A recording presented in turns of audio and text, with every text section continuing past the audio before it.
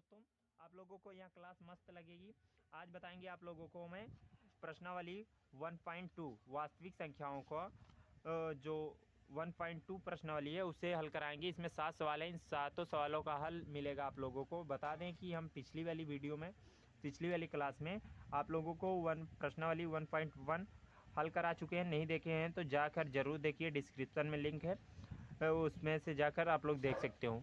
Syllabus wise पढ़िए, अच्छे से पढ़िए, मस्त पढ़िए और टाइम से आप लोग ज़रूर जुड़िया करो और अपने दोस्तों को ज़रूर शेयर करो। अगर चैनल पर नए हो तो एक बार सब्सक्राइब करो और बेल आइकन को प्रेस कर दो ताकि आपको इस प्रकार से अपना सिलेबस धीरे धीरे कंप्लीट होता रहे। ठीक है, आइए शुरुआत करते हैं। देखो, ये इसमें 7 सवाल हैं। बेसिक बातें इस चैप्टर की जान लेते हैं, इस प्रश्नावली की। तो देखो, पहला इसमें बेसिक फार्मूला क्या है, बेसिक बातें क्या है, क्या कहते हैं। बेसिक बातें ये हैं कि इसमें विभाज्यता का रूल पहले समझ लेते हैं। 2 से विभाज्यता का रूल क्या है, यदि इकाई के अंक पर 0, 2, 4, 6, 8 आ जाता है तो वह संख्या 2 से विभाजित होगी। 2 से विभाज्यता का रूल कहता है 0, 2, 4, 6, 8 यदि इकाई के अंक में है तो वह संख्या किससे कटेगी, 2 से कट जाएगी। जैसे 2, 4, 6, 8 ये पूरी संख्या है 24, 68, इसके अंत में 8 आया, ये कट जाएगा। अगर संख्या 23 है, ये इसकी इकाई के अंक पे 3 है, ये नहीं कटेगी स्टूडेंट। ऐसे ठीक कोई भी संख्या ले लो, 4, 6, 0, 5 ये नहीं कटेगी। 2, 4, 0, 0 ले लो, ये कट जाएगी 2 से। ठीक दोस्तों, क्लियर है। 3 से विभाज्यता का रूल कहता है, 3 से विभाज्यता का रूल कहता है यदि कोई संख्या दी हुई है उसके अंकों को ऐड करते हैं तो ऐड करने पर यदि उसका योगफल 3 से विभाजित होता है तो वह संख्या पूर्णतः 3 से विभाजित हो जाएगी। आइए देखते हैं, बताते हैं आपको। देखो, 3 से विभाजित हो जाएगी। जैसे संख्या में ले लें हम 343 ले लें, तो इसको ऐड करोगे तो कितना आएगा, 4, 3, 7, 3, 10, ये 3 से विभाजित होगा नहीं। अब देखो 4, 4, 4 ले लें, ठीक है, 4 + 4 + 4 करेंगे तो 12 आ जाएगा। 12 3 से विभाजित है, 3 चौक 12, अर्थात हाँ विभाजित है, ये भी 3 से विभाजित होगी। विभाजित करके देखें। देखो दोस्तों, 3, 4, 4, 4, 3 एक कम, 3 एक बचा। अब 14 उतारे, 3 चौक 12, 2 उतारे, 3 8 24, ये पूर्णतः कट गया दोस्तों। आप लोग देख सकते हो, स्पष्ट है। अब देखो 4 का विभाज्यता का रूल क्या कहता है। 4 से विभाज्यता का रूल कहता है यदि किसी संख्या के अंतिम 2 डिजिट अर्थात इकाई का अंक और दहाई का अंक दोनों 4 से विभाजित हो रहे हैं तो वो पूरी संख्या 4 से विभाजित होगी। जैसे 512, अंतिम 2 अंक कटेंगे 4 से, 4 3 12, बिल्कुल हाँ 512 कटेगा ही कटेगा दोस्तों, चाहे ट्राई कर लो आप लोग। 512 4 से काटेंगे तो क्या आएगा, 4 एक कम, 4 एक बचा, 1, 4 दूना 8, 8 लिखेंगे। 11 में 3 बचा, 2 लिखेंगे, 8 चौक 32, अर्थात यह कट गया ना दोस्तों। स्पष्ट है। 5 से विभाज्यता का रूल देखते हैं आप स्टूडेंट। अच्छी तरीके से समझ में आ रहा होगा, आशा करते हैं। 5 से विभाज्यता का रूल कहता है कि कोई भी संख्या हो उसके इकाई अंक पे 0 व 5 हो तो वह संख्या पूर्णतः 5 से विभाजित होगी। आवश्यकता के लिए आप लोगों को इतना विभाज्यता का रूल जान लेना अति आवश्यक है, इतना भूलना नहीं है, नहीं तो आप लोग इस चैप्टर में बहुत ही फंसेंगे। ठीक है, जैसे 525 इकाई के अंक पे 5 आया, 520 ठीक है, इकाई के अंक 0 आया। यदि 521 आ जाएगा तो ये नहीं कटेगी, ट्राई कर सकते हो। ये 520, 5 एक कम 5, 5 0 में 0, 50 25, ठीक है, हो गया। इसको काटोगे तो 5 एक कम 5, 5 चौक 20, एक शेष बच जाएगा। ठीक है, इतना शेष बचा। देखो अब डायरेक्ट सवाल पे आते हैं, स्पष्ट करते हैं आप लोगों को, आशा करता हूँ बेहतरीन तरीके से। ठीक, देखो अब सवाल देखो बुक से। पहली सवाल कहता है निम्नलिखित संख्याओं का, स्पष्ट दिखाई दे रहा है दोस्तों।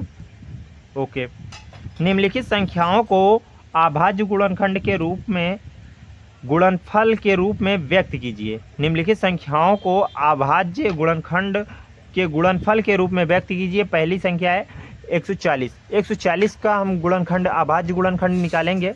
तो दोस्तों थोड़ा हवा चल रही है तो इसलिए थोड़ी दिक्कत हो रही है। 140 ठीक है। देखो 140 है, इसको सबसे पहले किससे, अंत में शून्य है तो ये 5 और 2 से कट जाएगा। तो सबसे पहले छोटी संख्या से काटेंगे, छोटी संख्या से काटेंगे तो क्या आएगा दोस्तों, 214 70 आ गया। फिर 2 से काटेंगे, शून्य है, 35 आ गया। अंतिम में 5 है इसलिए 5 से कटेगा, 5 सते 35। अभी ये अभाज्य संख्या 5 है, 5 से कटेगा। इसका गुणनखंड क्या हो गया, अभाज्य गुणनखंड 2 × 2 × 5 × 7 हो गया दोस्तों। इंटू 1 भी लिख सकते हैं, ठीक है। यही क्या हो गया हमारा ANSSWER, ठीक है, आंसर हो जाएगा। अगली सवाल क्या कहता है, बार बार हम बुक नहीं दिखाएंगे, आप लोग देख लेना, क्रम सीक्वेंस वाइज सवालें बताई जाएगी, कोई भी आगे पीछे नहीं होगी। बुक लेकर बैठना हमेशा, जब पढ़ना कापी और कलम के साथ पढ़ना, स्पष्ट रहेगा। देखो 156 है, 156 है, इसका खंड करेंगे, 2 से काटेंगे, 2 से 14, 8 दूना 16, 78 आ गया। फिर 2 से काटेंगे तो 3, 1 बचा 9, 39 बचा। ये 13 से कटेगा या 3 से काट सकते हो, 13 3 39, ये 3 आ गया, ठीक है। 156 का जो अभाज्य गुणनखंड है 2 × 2 × 3 × 130, ठीक है, 13 आ गया। यही क्या हो जाएगा हमारा आंसर हो जाएगा दोस्तों, स्पष्ट है। देखो अगली सवाल क्या है, 3 नंबर 38 25, 38 25 है दोस्तों। अब देखो 38 25 को लास्ट में डिजिट क्या है, 5 है, इसलिए इसको हम 5 से काट देते हैं।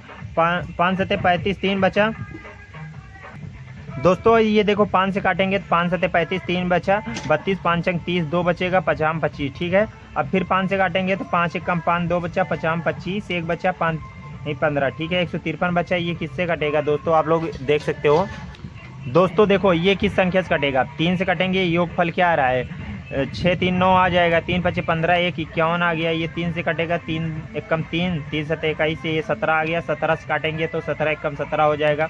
इसका अभाज्य गुणनखंड दोस्तों क्या हो जाएगा, 38 25 का अभाज्य गुणनखंड क्या हो जाएगा, 5 × 5 × 3 × 3 × 17 अर्थात 17, ठीक है। यही क्या हो जाएगा हमारा आंसर हो जाएगा, ठीक है दोस्तों। अब देखो अगली सवाल क्या है, आप लोगों को तुरंत स्पष्ट करते हैं दोस्तों। अगली सवाल है 5005 है, 5005 है तो इसका अभाज्य गुणनखंड करेंगे तो क्या होगा, इसको 5 से काटेंगे, 5 1 कम 5, 5 1 कम 5। अभी ये किससे कटेगा दोस्तों, 7 से कटेगा डायरेक्ट, आप देख सकते हो। 7 1 कम 7, कितना बचा, 3 बचा, 7 चौक 28, 28 2 बचा, 7 3 21, इतना बचा। ये फिर किससे कट जाएगा दोस्तों, आप लोग देख सकते हो, 11 से कटेगी, 11 1 कम 11, 3 बचा, 11 3 33, 13 बचा। अभी ये 13 1 कम 13 बच जाएगा, ठीक है दोस्तों। 2 नंबर सवाल है, देखो पूर्णांक के निम्नलिखित युग्म के LCF और LCM ज्ञात कीजिए तथा इनकी जांच कीजिए कि दो संख्याओं का गुणनफल, दोनों संख्याओं का गुणनफल इक्वल LCM तथा HCF है, ठीक है दोस्तों। आशा करते हैं स्पष्ट है आप लोगों को। इस दोनों संख्याओं का LCM तथा HCF निकालना रहेगा। LCM मतलब लघुत्तम समापवर्तक, HCF मतलब महत्तम समापवर्तक, ठीक है स्टूडेंट। आइए वीडियो की शुरुआत करते हैं, इस सवाल की हल करना, पोस्टमार्टम करना शुरुआत करते हैं। पहली सवाल इसमें दिया है 26 91 दिया है। दोनों को हम अभाज्य गुणनखंड निकालेंगे, अभाज्य गुणनखंड करेंगे दोस्तों तो क्या होगा, 26 को करेंगे तो 2 से काटेंगे, 2 3 13 आएगा। 13 एक अभाज्य संख्या इसलिए 13 से कटेगा। अब इसको हम डायरेक्ट 7 से काट सकते हैं, 7 1 कम 7, 7 3 21, अब 13 से कटेगा। दोनों संख्याओं का 26 का अभाज्य गुणनखंड क्या हो गया, 2 × 30, और अब 91 का अभाज्य गुणनखंड क्या हो जाएगा, 7 × 30। इन दोनों देखो HCF क्या है, LCF होता है जो अभाज्य गुणनखंड होता है उनमें से जो संख्याएं मैच करती हैं वही संख्या अब HCF कहलाता है, ठीक है। क्या मैच कर रहा है, 13 मैच कर रहा है, यही 13 क्या हो जाएगा HCF, पहला आंसर, ठीक है। अब दूसरा आंसर क्या होगा, LCM एलसीएम क्या हो जाएगा दोस्तों, HCF इंटू बची हुई संख्याएं, HCF 13 है इंटू 2 इंटू 7 हो जाएगा। अब इसको गुणा कराएंगे, 13 दूना 26 इंटू 7, अब 7 छंग 42, 4 बचा, 7 दूना 14, 14 4 18, 182 क्या हो जाएगा हमारा दूसरा वाला आंसर। दूसरा वाला आंसर हो गया।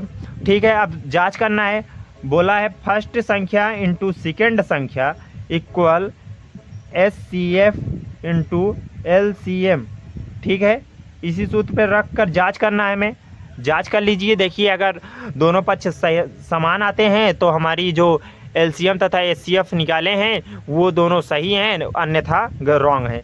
ठीक है, आइए जांच करते हैं इस सवाल का कि सही किए हैं या गलत किए हैं। दोस्तों देखो, पहली संख्या क्या है 26 है, दूसरी संख्या 91 है, और HCF कितना है 13 है, और LCM कितना है 82 है।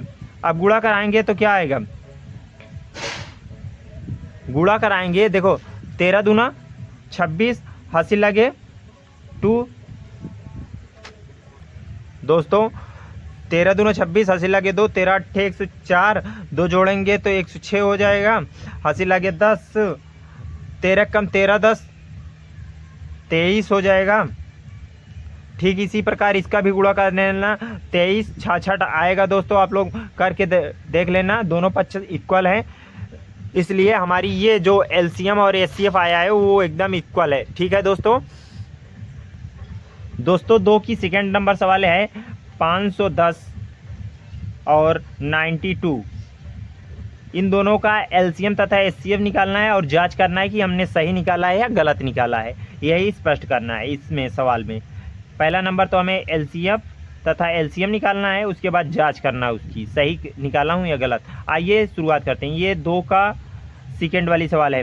अब इसको काटेंगे तो क्या 2 से काट देते हैं तो 2 दूना 4 हो जाएगा, 1 बचा तो 11 हो गया, 2 5 10 हो गया, 1 बचा, 2 5 10 55 आ गया। फिर 5 से काटेंगे 5 25, 5 एकम 5 51 आ गया। अब 3 से काटेंगे 3 एकम 3, 3 7 21, 17 बचा। अब 17 एकम 17। ठीक है, अब 92 को काटेंगे 2 से, 2 दूना 4 दूना 8 हो गया, 1 बचा 46 आ गया, 2 से काटेंगे 2 3 आ गया, 23 आ गया, 23। ठीक है, 510 का अभाज्य गुणनखंड क्या होगा 2 इंटू 5 इंटू 3 इंटू 17। ठीक है, 510 का। अब 92 का देख लेते हैं दोस्तों, 2 इंटू 2 इंटू 23। ठीक है, ये आ गया। इनमें दोनों में से LCF निकालने के लिए कौन कौन सी संख्या मैच कर रही है, 2 मैच कर रही है और कुछ मैच नहीं कर रहा है, इसलिए इसमें क्या हो गया 2 हो गया। और LCM निकालने के लिए 2 HCF ले लीजिए, बाकी बची हुई संख्या 2 इंटू 5 इंटू 3 इंटू 17 इंटू 23। ठीक है दोस्तों, इतना लिख लेते हैं, टाइम कम कंज्यूम हो इसलिए मैंने गुणा करके रख लिया हूँ। अब उसे लिख देता हूँ, आप लोग गुणा करके देख लेना, 23 46 0 आएगा। ठीक है, इतना आएगा LCM आएगा। अब देखते हैं इसकी जांच करते हैं।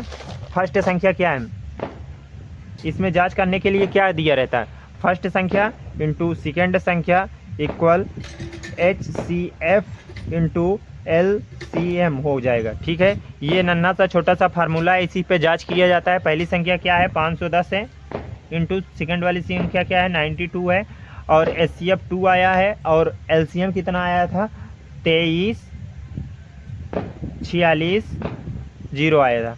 अब देखो गुणा कराओगे तो क्या आएगा 0, 6 दूना 12, 1 बच्चा, 4 दूना 8 1 9, 2 दूना 4, 2 दूना 4।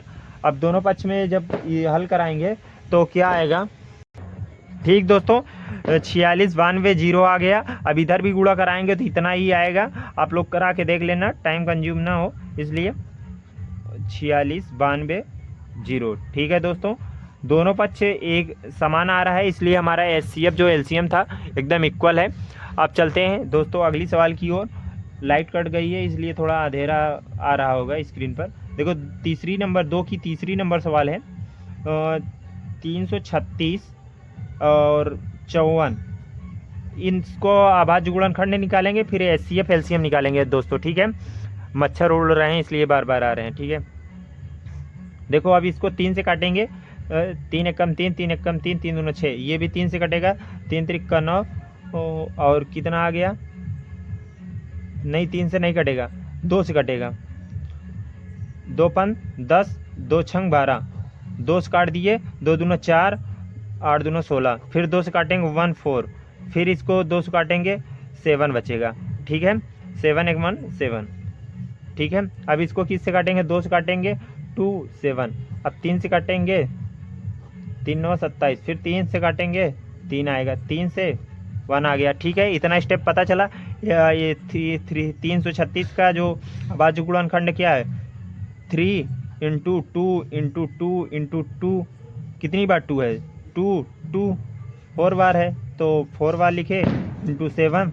अब देखो 54 का जो अभाज्य गुणनखंड है 2 इंटू 3 इंटू 3 इंटू 3 हो गया। अब देखो SCF निकालने के लिए जो मैच करती है, 2 मैच कर रहा है देखो, और 3 मैच कर रहा है, तो 2 इंटू 3 इक्वल 6, SCF इक्वल 6 आ गया दोस्तों। अब देखो LCM निकालेंगे तो 6 इंटू जो मिल रहा तो उसको छोड़ दिए, बाकी सबको लिख लेते हैं, इंटू 7 इंटू 3 इंटू 3 आ गया। ठीक है, अब इसको सबको गुणा करके हल करेंगे तो कितना आएगा, आप लोग कर लेना, 30 24 आएगा दोस्तों। अब जांच करते हैं, तो देखो जांच करना है हमें, तो जांच करने में क्या किया जाता है, पहले पहली संख्या इंटू सेकेंड वाली संख्या equal to SCF into LCM रहेगा। ये क्या हो गया, हमारा कॉन्सेप्ट हो गया। इसी पे रखेंगे, पहली संख्या क्या है 3 3 6 है, इंटू 5 4 है, उसके बाद LCF कितना है 6 आया, और LCM क्या आया इंटू 3 2 4 आ गया। अब इसको हल करेंगे तो 6 चौक 24, 2 बचा, 6 दूना 12, 2 14 आ गया, 6 त्रिक 18, यही इधर भी आएगा।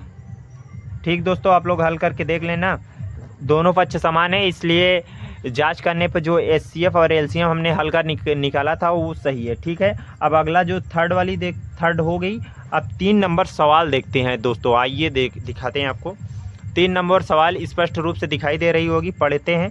अभाज्य गुणनखंड विधि द्वारा निम्नलिखित पूर्णांकों के LCF और LCM ज्ञात कीजिए। अभाज्य गुणनखंड विधि द्वारा निम्नलिखित पूर्णांकों के SCF और LCM ज्ञात कीजिए।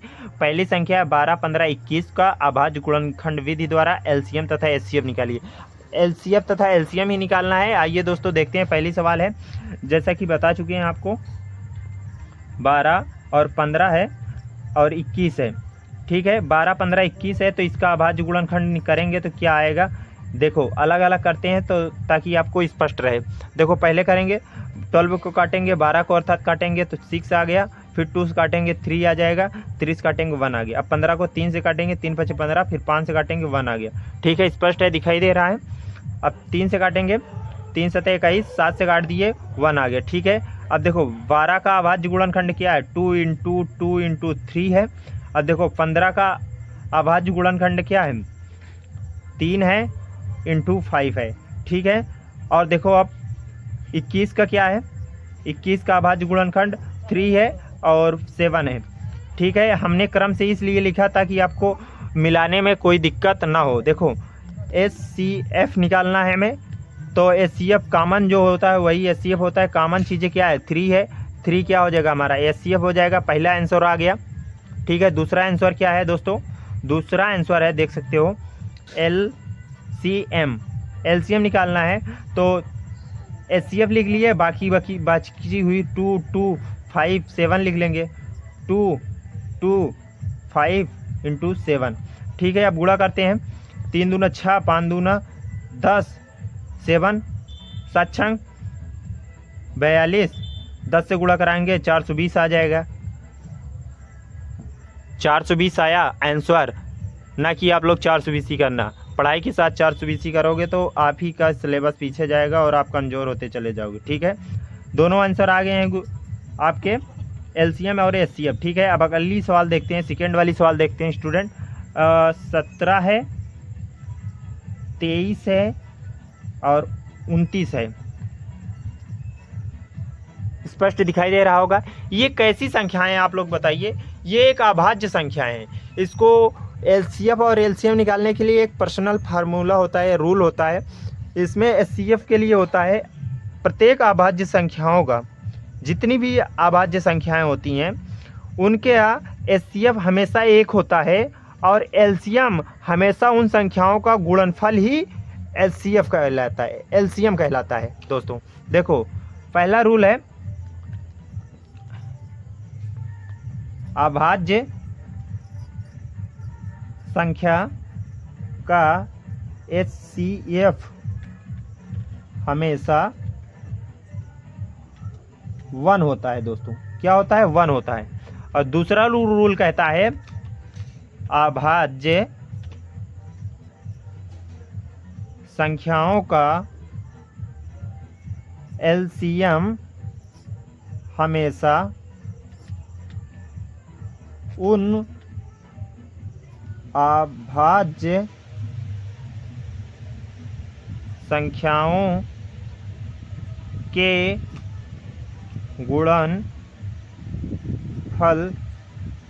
को एलसीएम कहते हैं। दोनों रूल स्पष्ट हैं दोस्तों। तो इसको निकालने के लिए आप क्या करोगे? इसका एचसीएफ क्या हो गया? 1 आ गया। और एलसीएम क्या करोगे? 17 × 23 × 29 करोगे तो क्या आएगा दोस्तों? बताओ जल्दी से। गुणा कर लिए? नहीं कर पाए तो कोई बात नहीं, आप लोग गुणा करके ट्राई कर लेना। 1139 आएगा दोस्तों। क्या आएगा? 1139। यही क्या है? हमारा आंसर है। अब 2 की थर्ड वाली सवाल की ओर चलते हैं। 2 की थर्ड वाली सवाल की ओर चलते हैं। थर्ड वाली सवाल है 8, 9 और 25 है। 8, 9 और 25 है। क्या है? 8, 9 और 25 है। इसका अभाज्य गुणनखंड करेंगे तो क्या होगा? 2 से काटेंगे 2 आ गया, 4 आ गया, फिर 2 से काटेंगे 2 आया, फिर 2 से काटेंगे 1 आया, फिर 3 से काटेंगे 3 आया, 3, 1। ठीक है दोस्तों, 3 3 का 9 ऐसे काट लीजिए करो, स्पष्ट हो रहा होगा। 5 से काटेंगे इस संख्या को 25 को, 5 आ जाएगा, फिर 5 से काटेंगे 1 आ गया। 8 का अभाज्य गुणनखंड क्या होगा? 2 × 2 × 2 हो गया। और देखो 9 का अभाज्य गुणनखंड क्या होगा? 3 × 3 हो गया। और 25 का अभाज्य गुणनखंड क्या होगा? 5 × 5 हो जाएगा।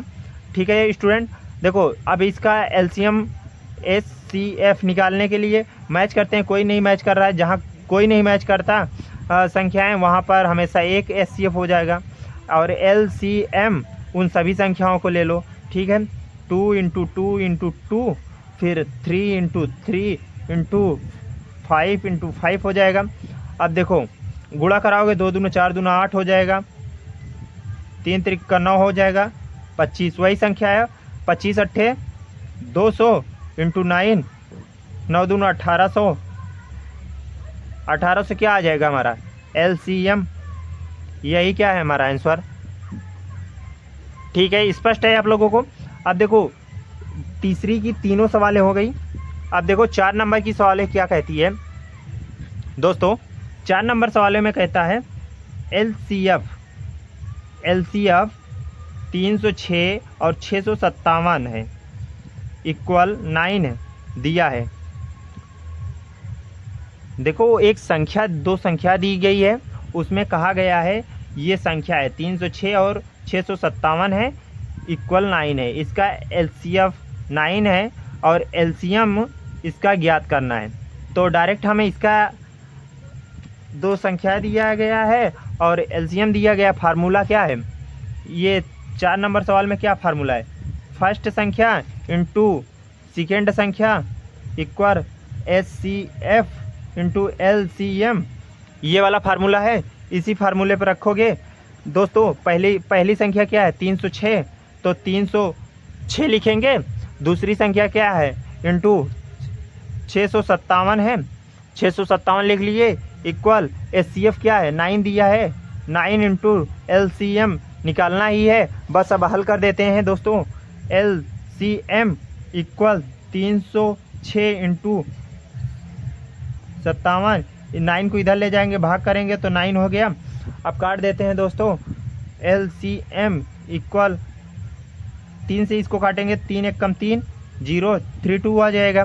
ठीक है, 102 इंटू 657 इंटू 3 आ गया। अब इसको फिर से काटेंगे, 3 त्रिक 9, एक बच्चा 3 चौक 12, 34 आ जाएगा। LCM इक्वल 34 इंटू 657 इतना आ गया।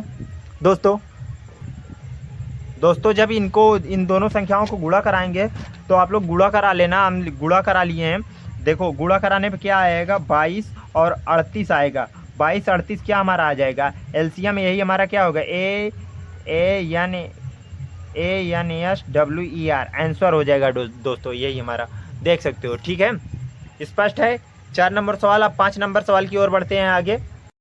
आशा करते हैं दोस्तों स्पष्ट रूप से दिखाई दे रहा होगा। अगर आप लोग इस क्लास को नहीं शेयर किए हैं अपने फ्रेंड के पास तो शेयर कर दीजिए, ताकि कुछ उनका भी फ़ायदा हो सके। अपने सिलेबस को अच्छी तरीके से कवर करें और पढ़ाई करें, मस्त रहें, क्लास में टॉप करें, अपने परिवार का नाम रोशन करें। ठीक है दोस्तों, बताएं। देखो 5 नंबर सवाल की ओर बढ़ रहे थे हम लोग।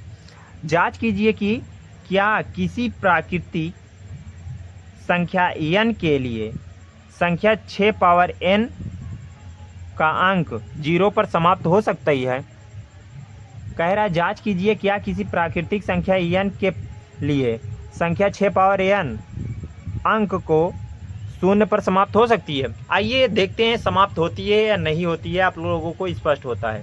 सवाल को हल करते हैं। तो दोस्तों कोई भी संख्या हो, चाहे वहाँ 6 पावर n हो, 12 पावर n हो या फिर 4 पावर n हो, अगर कोई भी संख्या हो तो यदि कोई संख्या 0 पर समाप्त होना चाहती है तो उसका अभाज्य गुणनखंड में कम से कम, उसके अभाज्य गुणनखंड में कम से कम 2 बार 2 चीज़ आना आवश्यक है।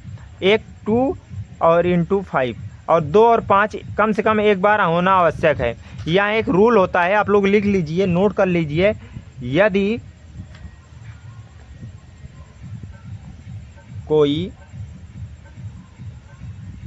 संख्या 0 पर समाप्त होना चाहती है तो उसका अभाज्य गुणनखंड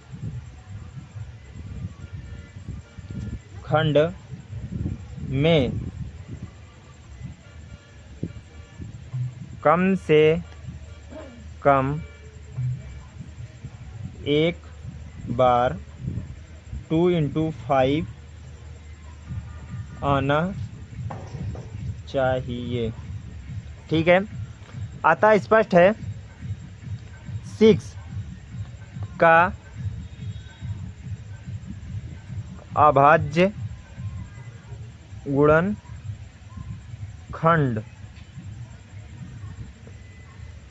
करने पर, जब अभाज्य गुणनखंड करेंगे 6 को 2 से काटेंगे, 2 से काटेंगे तो कितना आएगा, 3 दूना 6, 3 आ जाएगा, कट जाएगा।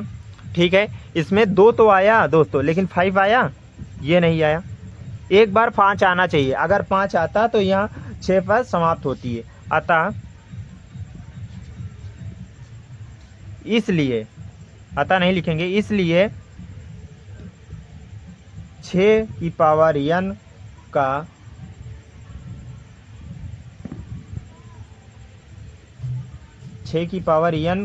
का गुणनखंड में 2 इंटू 5 नहीं आता, इसलिए यहाँ 0 पर समाप्त नहीं होगी।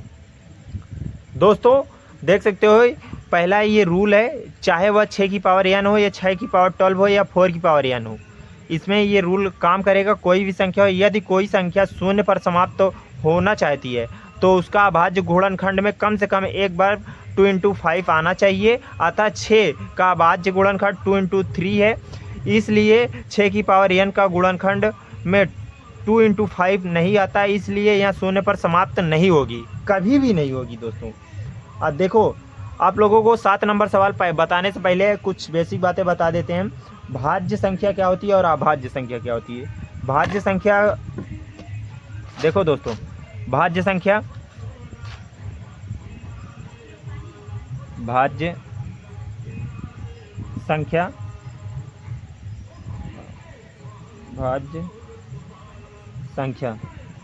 दोस्तों, भाज्य संख्या आप लोग जानते हो, जो वह संख्या जो स्वयं से, एक से तथा अन्य संख्या से कटे उसे हम कहते हैं भाज्य संख्या। किसे भाज्य संख्या कहते हैं दोस्तों? जो स्वयं से कटे, एक से भी कटे और किसी अन्य संख्या से भी कटे उसे हम भाज्य संख्या कहते हैं। जैसे 4, 10, 9, 6, ये 2 से भी कटेगा, 4 से भी कटेगा और 1 से भी कटेगा। 2 एक अन्य संख्या है, 4 स्वयं है, 1 एक ही है, ठीक है। अब 10 को लेते हैं तो ये 2 से भी कटेगा, 5 से भी कटेगा, 10 से भी कटेगा, 1 से भी कटेगा। दोस्तों देख सकते हो, ये अन्य संख्या है, ये भी अन्य संख्या है, ये स्वयं 10 है, ये 1 है। स्पष्ट है? इसे कहते हैं हम भाज्य संख्या। अभाज्य संख्या वह संख्याएं होती हैं जो स्वयं और 1 से कटती हैं या स्वयं या 1 से विभाजित होती हैं, उन्हें हम अभाज्य संख्या कहते हैं। जैसे 2, 3, 5, 7, 11, 13, 19, 23, ठीक है दोस्तों। देखो 2 1 से कट सकती है और 2 से, बस, इसके अलावा कोई संख्या है कटने के लिए? 3 1 से और 3 स्वयं से, कोई और संख्या है? अन्य संख्या नहीं है। स्पष्ट है? आइए 6 नंबर सवाल की ओर बढ़ते हैं। देखो दोस्तों 6 नंबर क्या कहता है, व्याख्या कीजिए 7 इंटू 11 इंटू 13 प्लस 13 और 7 into 6 into 5 into 4 into 3 into 2 into 1 plus 5 भाज्य संख्या क्यों नहीं है? भाज्य संख्या क्यों नहीं है? आइए इसको विस्तार को सॉल्व करके एक संख्या छोटी संख्या में बनाते हैं। ये इंटू में लिखा है, इसे हल करते हैं, उसके बाद देखते हैं ये भाज्य संख्या है कि नहीं है। भाज्य अभाज्य आप लोगों को बताए हैं, स्पष्ट हो जाएगा तुरंत ही। देखो दोस्तों 6 नंबर सवाल है, इसको हल करोगे। पहले दिया है 7 इंटू 11 इंटू 30 अर्थात 13 प्लस 13, ठीक है। इसको हल करोगे तो क्या आएगा? इन दोनों में से 13 कॉमन लोगे, 13 हो जाएगा। 7 इंटू 11 बचेगा, प्लस 1 बचेगा, ठीक है। 11 7 77 प्लस 1, ठीक है। 13, ये 77 प्लस 1 78 हो जाएगा, इंटू 78, ठीक है। स्पष्ट हो रहा है, दिखाई दे रहा है। जब इसको गुणा कराओगे 13 8 104 होता है, 4 लिखेंगे, हासिल आगे 10 बच गया। 13 7 91, 91 में 10 जोड़ेंगे तो 101 हो जाएगा। ये क्या हो गई? ये संख्या हो गई। ये देखो स्वयं से कटेगी ही कटेगी, कोई अन्य संख्या है? 2 से कट सकती है, 4 1 5 1 6, ये 3 से भी कट सकती है दोस्तों, 1 से भी कटेगी और स्वयं 10 और 14 ये स्वयं से कटेगी। तो ये कौन सी संख्या हुई दोस्तों? ऐसे एरो मिलाओ, ये कौन सी संख्या है? ऊपर क्या लिखा हुआ है? ये भाज्य संख्या है, ठीक है। भाज्य संख्या क्यों है? क्योंकि यहाँ 2 स्वयं से तो कट रही है, 1 से भी कट रही है, इसमें अन्य भी संख्याएं भी हैं जो काट देती हैं, ठीक है। अगला वाला कॉन्सेप्ट देखते हैं, जो 7 into 6 into 5 into 4 into 3 into 2 into 1 plus 5 दिया है। तो अब गुणा कराएंगे सबको, फिर सॉल्व करेंगे, एक छोटी संख्या बनेगी, फिर उसको देखते हैं कि संख्या कटती है कि नहीं। 56 30, 7 इंटू 30 आ गया, इंटू 4 3 12, 12 दूना 24, 24 आ गया दोस्तों। चाहे तो ऐसे कर सकते हो, चाहे तो कॉमन लेकर कर सकते हो, कोई बात नहीं। गुणा करा दिए हैं तो अब गुणा करा के ही करेंगे दोस्तों। देखो अब 30 और 7 का गुणा कराएंगे 210 आ जाएगा, 7 3 21, ठीक है। अब 24 इंटू 24 प्लस 5 आ जाएगा, ठीक है। अब देखो आगे सॉल्व करते हैं। अब इसको गुणा कराएंगे 210 और 24, 24 0 आएगा, कोई दिक्कत नहीं। 24 एक कम 24, 4 हासिल आगे 2, 24 दूना 48, 2 50 आ जाएगा, प्लस 5 आ गया, ठीक है दोस्तों। अब देखो ऐड करोगे तो 45 आ गया, ये संख्या बनी। ये कौन कौन सी संख्या, इकाई के अंक पे 5 है, इसलिए ये 5 से विभाजित होगी विभाज्यता के रूल के हिसाब से दोस्तों। अब देखो 5 से कट रही है और 1 से कटेगी ही कटेगी, ठीक है दोस्तों, 1 से कटेगी और क्या कहते हैं ये स्वयं से कटेगी 45। ये कितनी संख्याओं से कट रही है, 3 से। देखो पहली कंडीशन भाज्य संख्याओं को क्या बताए थे, किसी अन्य संख्या से कटना चाहिए, 1 से भी कटना चाहिए और स्वयं से भी कटना चाहिए। इसलिए यहाँ दोस्तों क्या कौन सी संख्या है, ये भाज्य संख्या है। स्पष्ट है।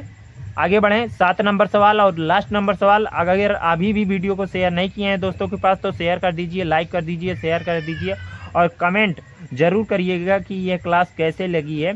और अभी तक सब्सक्राइब नहीं किए हैं तो सब्सक्राइब कर लीजिए, बेल आइकन प्रेस कर दीजिए ताकि सबसे पहले इस प्रकार की क्लास, बेहतर क्लास आपके पास नोटिफिकेशन मिल सके दोस्तों। ठीक है, 7 नंबर सवाल हल कराते हैं आपको दोस्तों। 7 नंबर सवाल में क्या कहता है, किसी खेल के मैदान के चारों ओर, किसी खेल के मैदान के चारों ओर एक वृत्ताकार पथ है। किसी खेल के मैदान के चारों ओर एक वृत्ताकार पथ है। इस मैदान का एक चक्कर लगाने में सोनिया को 18 मिनट लगते हैं, जबकि इसी मैदान का चक्कर लगाने में रवि को 12 मिनट लगते हैं। मान लीजिए वे दोनों एक ही स्थान पर एक ही समय पर चक्कर लगाना प्रारंभ करते हैं, एक ही दिशा में प्रारंभ करते हैं, तो वे पुनः कितने समय बाद अपने एक दूसरे से मिलेंगे या प्रारंभिक स्थान पर मिलेंगे। ठीक है दोस्तों, देखो इस प्रकार का एक क्या है, 7 नंबर सवाल को हल करेंगे तो ये एक ग्राउंड है, गोलाकार ग्राउंड है। तो गोलाकार ग्राउंड कर लेते हैं, ये क्या है, पथ है। यहाँ से रवि और सोनिया रनिंग स्टार्ट करते हैं। रवि 12 मिनट में एक राउंड लगाता है और सोनिया 18 मिनट में। स्पष्ट है। रवि 12 मिनट में एक चक्कर लगा लेता है और सोनिया 18 मिनट में, तो दोनों एक साथ कब मिलेंगे, तो आप लोगों को क्या निकालना रहेगा, एलसीएम निकालना रहेगा। एलसीएम जो आएगा वही टाइम होगा कि उस टाइम पर ये दोनों पुनः मिलेंगे अपने स्थान पर। ठीक है, तो एलसीएम कैसे निकालेंगे, 12 और 18 का एलसीएम एक साथ ही निकाल देते हैं, जैसे अलग अलग अभाज्य गुणनखंड करते थे। तो 2 से काटेंगे, दोनों संख्याओं में जो कट रही है 6 9 आ गया। अब 3 से काटेंगे तो क्या आ गया, 2 3, अब 2 से काटेंगे 1। ठीक है, ये यही वाली संख्या उतर आएगी। अब 3 से काट देंगे 1 1 आ गया। तो अब इसको इंटू कराएंगे, अभाज्य गुणनखंड एलसीएम यही पूरा है, एलसीएम इक्वल 2 × 2 × 3 × 3, तो 2 दूनी 4, 3 12, 3 36, 36 हमारा क्या आ जाएगा, 36 मिनट बाद ये पुनः रवि और सोनिया पुनः मिलेंगे।